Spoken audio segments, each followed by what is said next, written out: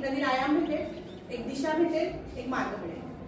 आजही आपण तुमचा स्वागत सोहळा म्हणजे या वर्षाचा, या शैक्षणिक वर्षातला पहिलाच कार्यक्रम आपण घेत आहोत। खरं तर आजचे सत्कारमूर्ती आम्ही किंवा सर नसून तुम्ही सर्वजण आहात, कारण हा कार्यक्रम तुमच्यासाठी होतो आहे।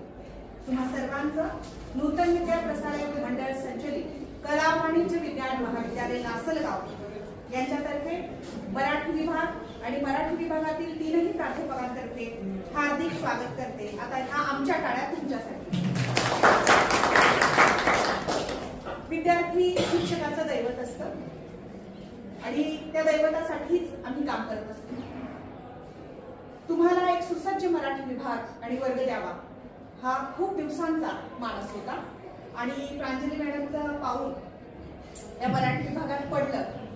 7 दिवसांपूर्वी त्या रुजू झाल्या आपल्या मराठी विभागात। डंबाळे सरांची सोबत तर मला मागच्या वर्षांपासून होती आणि असं म्हणतात कल्पक लोक एकत्र आले, साथ देणारे लोक एकत्र आले। कारण एखादं चांगलं काम आपण करतो तेव्हा ते एकट्याचं नसतं, ते श्रेय एकट्याला जात नाही, ते टीम वर्क असतं। सपोर्ट महत्वाचा असतो ना, आधार, प्रेरणा, स्फूर्ती, बळ, ऊर्जा।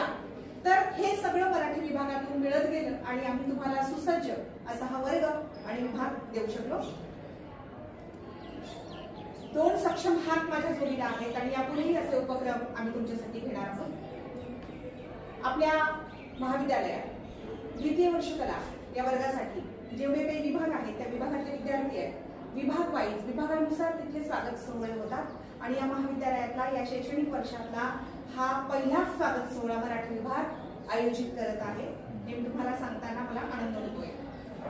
तुम्हाला मी एवढंच सांगेन, मी सातत्याने मी किंवा माझे दोनही सहकारी तुम्हाला सातत्याने सांगत असतो की महाविद्यालय म्हणजे केवळ मजा नाही। तुम्हाला हे समजावून सांगितलं मी, हे तुमच्यासाठी लावलंय, हे समजावून सांगितलं, हे तुमच्यासाठी लावलंय। तुमचं ध्येय निश्चित करा की ताठ मानेने उद्या पाहुणा म्हणून तुम्ही इथं आला पाहिजे। तुमच्या देखत मी सांगितलं होतं की संकेतवर मुले आपला मुलगा आहे किंवा सोनाली मोरे जी विद्यार्थिनी आहे किंवा आपली UPSC प्री पास झालेली मुले ज्योती केदारे, हे लोक आज ताठ मानेनं सन्मानानं इथे येऊ शकतात का? त्या टप्प्यापर्यंत ते पोहोचले, तुम्ही का नाही? तर आताच तुमचं ध्येय निश्चित करा।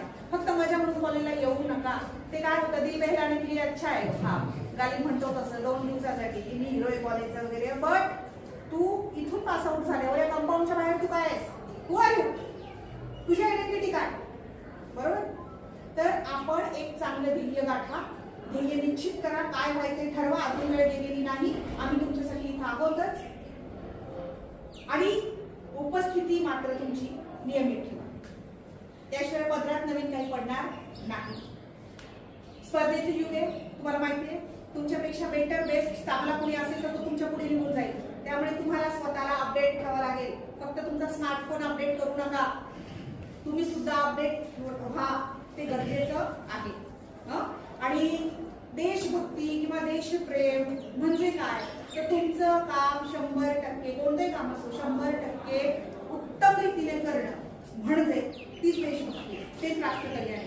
तुम्ही जे काम करत असाल ते प्रामाणिकपणे करा, म्हणजे तुमचा विकास होईल, तुमच्या कुटुंबाचा विकास होईल आणि तुमच्या परिणामी तुमच्या राज्याचा आणि देशाचा विकास होईल। आता हे होतं माझं प्रास्ताविक।